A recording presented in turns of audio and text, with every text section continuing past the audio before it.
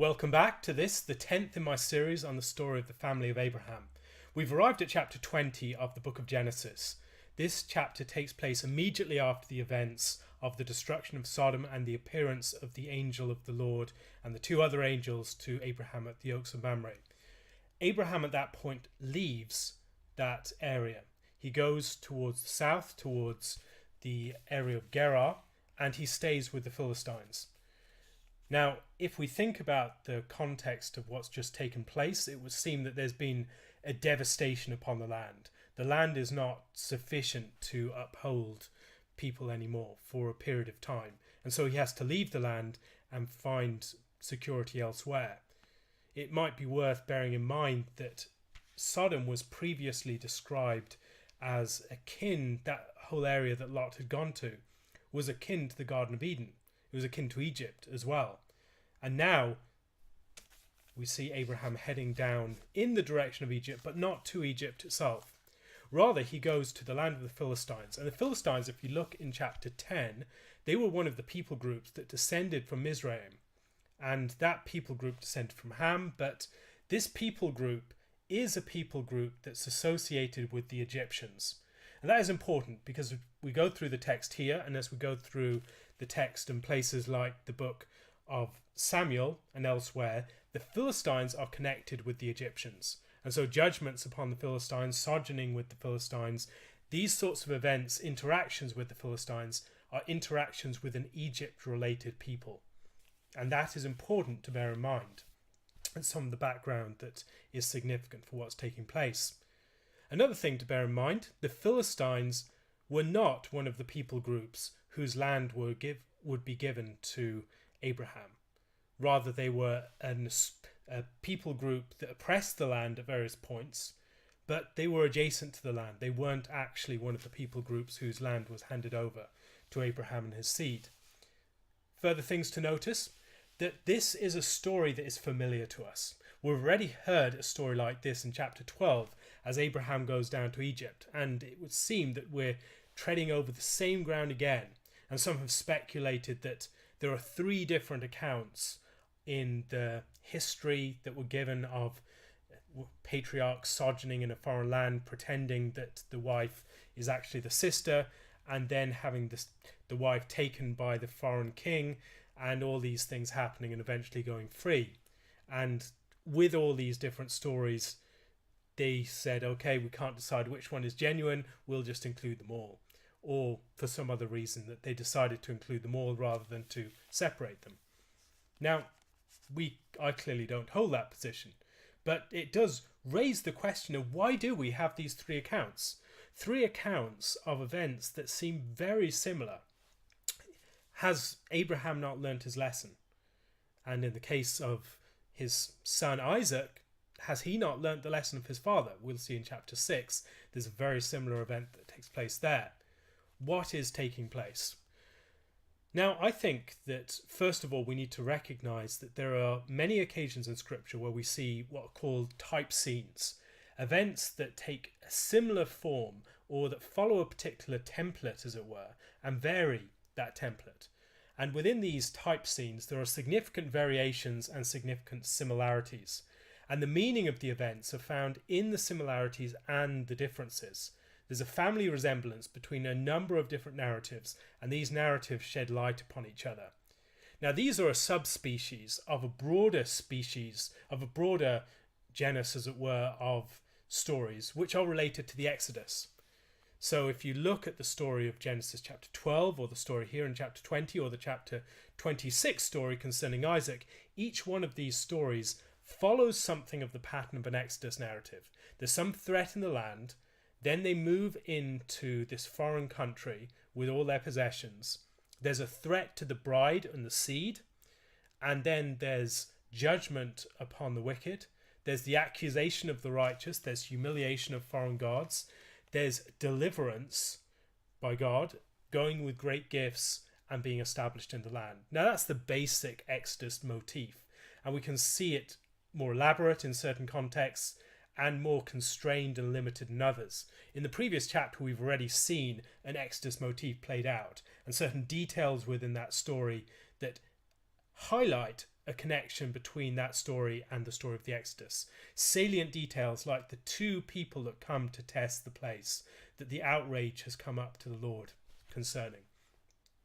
The threat at the doorway, a meal of unleavened bread, fleeing the city, being taken by the hand and brought out of the city, not looking back, the establishment of a pillar of memory. Now, in that case, it's the pillar of salt that the wife of Lot turns into. Then there's going to the mountain. And all these different events are Exodus themes. What we have in this chapter is another Exodus type story, but it's a story that shares particular resemblances with these other stories that we find in Genesis. And these stories are not just similar, they are also different in certain respects. This event occurs at a critical moment. Now, we've heard about the destruction of Sodom. That occurs immediately after the events that when God appears to Abraham at the Oaks of Mamre, says that within 1 year, Sarah will have a child. So there is a very small window of time here. This is immediately after those events, pretty much. Sodom has been destroyed, and immediately after that, he journeys towards the south, towards Gerar. So there's about a window of 3 months here, and it's a critical moment. It's in this period of time that Isaac is supposed to be conceived. And during that period of time, that is when Sarah is taken by Abimelech. So there's a threat, not just to the bride here, as there was in chapter 12, but also to the seed.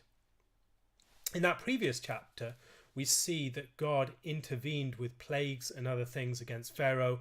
Here, there is a specific threat, and it's not just generic plagues. God, first of all, appears in a dream to Abimelech, and he tells him, "You're a dead man. Dying you shall die. You've done this, taken this forbidden fruit, and there's judgment upon you." And it's themes of Genesis 3 with the judgment of the fall. It might recall that particular event. Now, he claims innocence, that he did not know that, in fact, Sarah was the wife of Abraham. For all he knew, she was, in fact, his sister. Now, Abraham, in this chapter, continues the ruse that he had used earlier. Has he just not learnt his lesson? I think that would be... There are ways in which what's happening here is not seen as a positive thing, clearly. It's not good for Sarah to be taken, and there's some expression of the limitation of Abraham's power, that God has to intervene on both of these occasions to get Abraham out of a tight spot. What's happening? Is Abraham sinning? Well, as we saw in the previous case, there is a consistent ploy that he's using, or in that case he uses it as he goes into Egypt. But here we see it's a consistent ploy, that as he explains what he does, this is something that he does every single place that he goes to. When Abimelech inquires concerning what has happened to Abraham, Abraham says, "Because I thought, surely the fear of God is not in this place, and that they will kill me on account of my wife. But indeed she truly is my sister. She is the daughter of my father, but not the daughter of my mother, and she became my wife. And it came to pass, when God caused me to wander from my father's house, that I said to her, this is your kindness that you should do for me.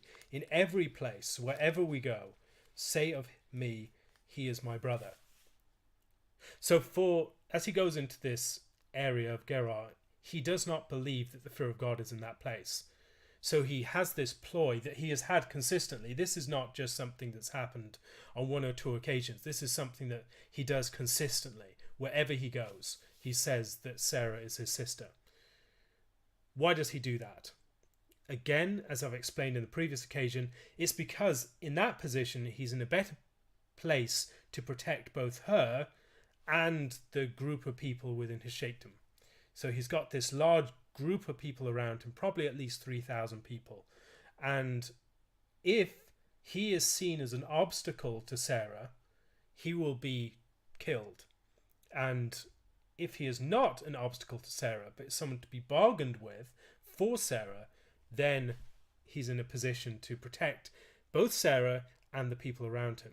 Unfortunately, these kings, they don't do the bargaining process first. They just take the wife and then they'll deal well with the brother, but they're not going to go through the bargaining process, and he can't play for time as he would do. So God intervenes. Now, who is at fault here? Well, primarily Abimelech. Abimelech is acting in a tyrannical manner. He doesn't know that he is taking another man's wife, but he is taking Sarah without any negotiation with Abraham, without consulting with him, and so Abraham is powerless to act. Abraham is not able to intervene, to play for time, to do whatever he needs to protect Sarah. He's in a very vulnerable position, and so God acts to intervene and establish Sarah back with Abraham at this point. Now, in doing so, he's protecting the seed. He's protecting the bride. Behind all of these events, I think what we should notice is that there are tyrannical figures, serpent-like figures, but these are the brood of the great serpent, the great dragon.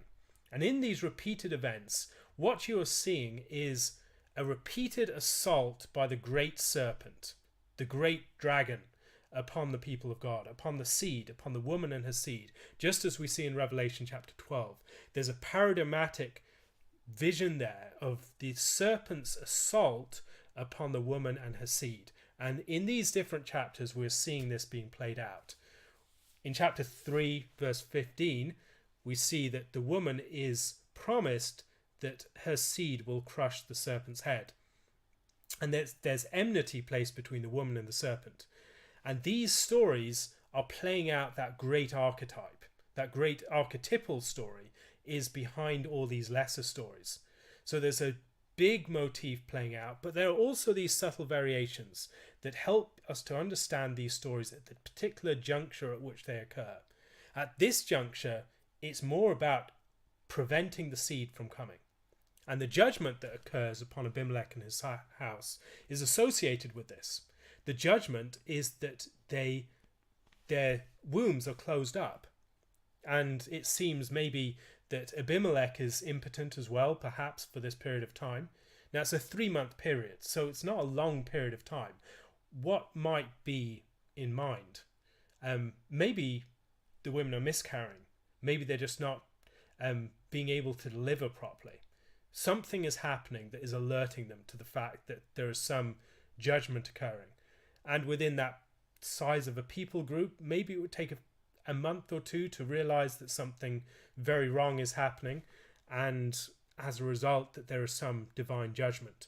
And this judgment concerning the seed is a sign that there is something going on in association with the birth of Isaac here. That Isaac is being prevented from coming. Isaac can't be conceived as long as Sarah is in the house of Abimelech.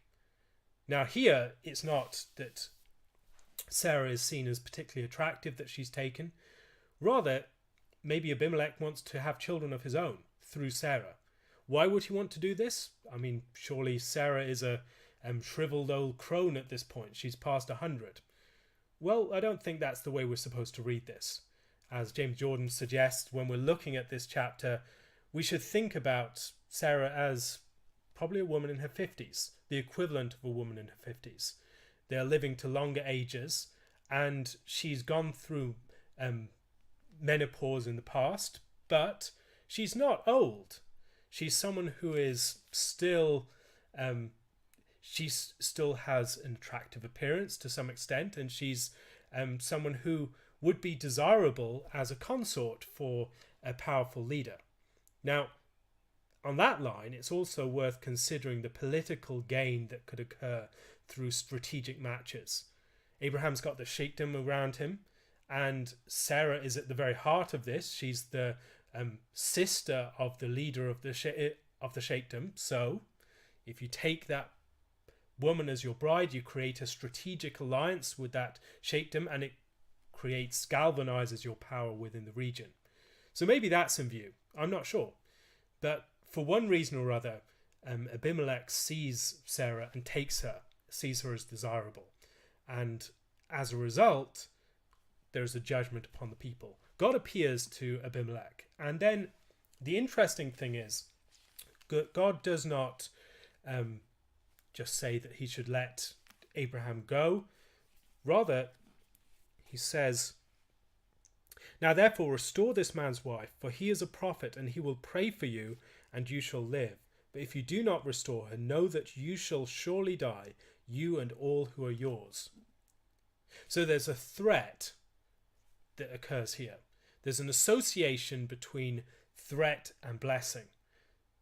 One party to be delivered, or there will be judgment. And we see that this is similar to what happens in the Exodus, that if they do not let God's firstborn go, then their firstborn will perish. There's a threat that God will give eye for eye, tooth for tooth. There is the throwing of the Hebrew boys into the River Nile, and then later on we see the throwing of the Egyptian boys into the Red Sea. There is a symmetry here, an eye for an eye, a tooth for a tooth, poetic justice that's occurring. And so God tells Abimelech to ask Abraham to pray for him. He's a prophet. That's the first time we see this word used in the Bible. Abraham is a prophet. He's already been described as a seer, but here he's a prophet. He's someone who participates in the divine council, as we saw in chapter 18. He's someone who, when God is deliberating concerning his purposes, Abraham is there. Abraham is part of this discussion. And as he's part of this discussion, he has influence upon the way that God's purposes play out in the world. And Abimelech is called to ask Abraham to intercede for him. And that also presents Abraham as a figure who is engaged in blessing the nations. There is a blessing upon the nation here, that as the wombs later on of Abimelech, and as the womb of Sarah is opened, the wombs of Abimelech's household are opened as well. There is the association between the blessing of Sarah and the blessing of the Gentiles. And these two things go with the movement of Abraham into a greater degree of prophethood. At the very beginning, we see him engaging in more priestly activity, building altars, that sort of thing, calling upon the name of the Lord in these various places as he establishes altars. Then we see him engaging in kingly activities as he wars against the kings within the land in chapter 14. And here we've gone a step further. Abraham is more like a prophet. He's involved in the surrounding nations, not just within the land itself, not just creating this initial foothold of sanctuaries and altars, but now involved in the surrounding nations and speaking to them and acting as a prophet within those contexts. So there is a movement in the story of Abraham from priesthood to kingship to prophethood. And in this movement, we're seeing something of the broader scope of history in Scripture, that there is this pattern of movement from priest to king to prophet. The priest is the household servant of the temple, the servant of God's house, who acts as the steward within God's within God's palace, and works on God's behalf to entertain his guests, as it were, prepare food, these sorts of things, guard the doors. The king is someone who exercises judgment and rules within the land. And the prophet is someone who works within the empires, within the surrounding kingdoms, who participates in the divine council. And at each level there's a movement out, a movement into a greater degree of maturity. What happens at the end of this story that's different from the story of chapter 12? Again, recognize significant similarities and significant differences. Here, one of the differences is that Abimelech asks for him to stay. Abimelech says, "See, my land is before you, dwell where it pleases you." Then to Sarah he said, "Behold, I have given your brother 1,000 pieces of silver. Indeed, this vindicates you before all who are with you and before all others." Thus she was reproved. What Abimelech does that's different from Pharaoh in chapter 12, Pharaoh tells them to go, to return to the land, but Abimelech wants them to remain. He wants to be blessed with Abraham. There's an extension here, again, of what we see in the promise to Abraham, that Abraham will be fruitful, he will multiply and all these sorts of things, and nations will be blessed through him. This is part of what we're seeing. Abimelech is noticing it too. Abraham prayed for him and he was healed. The wombs of his house were opened up. And he sees that Abraham is a man that God is with, that God is blessing, and he wants to be blessed for the sake of believing Abraham. And as he entertains Abraham and shows him hospitality within his land, he believes that he will be blessed with Abraham. Now that is a progression beyond what we see in chapter 12, and a movement out into the fulfillment of this promise that God has given to Abraham. We see a reality-filled promise, as it were, of what will later be the case. Other things to notice here, that he gives 1,000 pieces of silver to Abraham, and that vindicates Sarah on the one hand, that Sarah has not, he has not lain with Sarah, and it's a vindication that he was in the wrong. Something's been rectified. He's acknowledged his wrong to Sarah and to Abraham, and in giving the money to Abraham, he also, the idioms here aren't entirely clear within this chapter, within this particular verse of the chapter, but my suspicion is it's probably referring to the fact that as he gives that money to Abraham, Abraham is equipped again to act as the guardian of Sarah, that he acknowledges that this is a covering for Sarah's eyes, that there is a sort of veil over Sarah, that he has pierced through, that he has gone directly to Sarah, and taking Sarah from Abraham, he's uncovered Sarah in some sense, removed her from her head, and in restoring her to Abraham and in giving Abraham 1,000 pieces of silver, he's acknowledging the place of Abraham as Sarah's guardian and protector, and he's acknowledging the wrong that he has done to both of them within this situation. So, putting this together within the broader themes of the book, we see a movement from priest to king to prophet in this chapter. We see a movement of blessing out from Abraham, not just to his immediate group, but also now out to other people who are touched by his influence. We see a development of this particular theme, an Exodus type theme, but a specific subspecies of the Exodus theme, and this subspecies is connected with the events of chapter 12 and chapter 26. In this case, it focuses upon the threat not primarily just to the woman, but to the seed, that the wombs are closed, that this is a threat that occurs within this specific window of time, this window of time within which Isaac is to be conceived. And then what we see next is that Isaac is conceived, that Isaac comes out of this event. There's a connection between the birth of Isaac and this deliverance. So Exodus and this theme is connected with birth.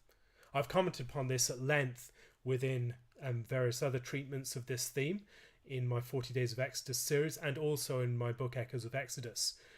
Exodus is associated with birth. We see at the beginning of the Exodus story that it focuses upon women. It focuses upon women giving birth. It focuses upon the Hebrew midwives. It focuses upon Jochebed, who gives birth to Moses. And it focuses upon Miriam and Pharaoh's daughter. And in all of these stories, what you're seeing is a threat to the woman and her seed. Israel is groaning in pangs in slavery, and it's in bondage. And its bondage and its pangs, these things were associated with birth. It's waiting to be delivered. And God's statement to Moses that Pharaoh has to let his people go, that Israel is my firstborn son, and that if Pharaoh does not let God's firstborn son go, he will destroy the firstborn sons of Pharaoh. We're seeing very similar themes play out here. In the story of the Exodus, it culminates with blood on the doorpost. We've seen the doorpost associated with birth and death in the previous two chapters. Birth in the story of Abraham in chapter 18, death in the story of Lot in chapter 19. And here in chapter 20, there is this theme of deliverance. Deliverance of Sarah, but also deliverance of the womb being opened up, the deliverance of the child. And in the story of the Exodus, the connection of the Passover with the dedication of the firstborn child, and the law of the firstborn that's given immediately after that, and then this passing through the waters of the Red Sea so that they are brought to birth through that event. All of these things are connected. Exodus is associated with birth, and here within this chapter we are seeing part of what lies behind that the firstborn son of promise of Abraham, is delivered through an Exodus event. And there is something about the very identity of Isaac that finds its root and its origin in this deliverance. And that helps us to see some of the themes that are playing out later and why they play out in the way that they do. Abimelech wanting him to stay, we'll see more about these themes in the coming chapter. And hopefully I'll get to that tomorrow. Thank you very much for listening. Lord willing, I'll be back again tomorrow with further on this topic and these chapters. If you have any questions, please leave them on my Curious Cat account. If you'd like to support this and other videos like it, please do so using my Patreon or PayPal accounts. And at the moment, I want to use this money to support transcriptions for all of my videos. It would be wonderful if all of these videos were made easily accessible to people who don't have the time to listen all the way through. So please consider donating or supporting me on those platforms. Thank you very much for listening. Lord willing, you'll have a great day. God bless.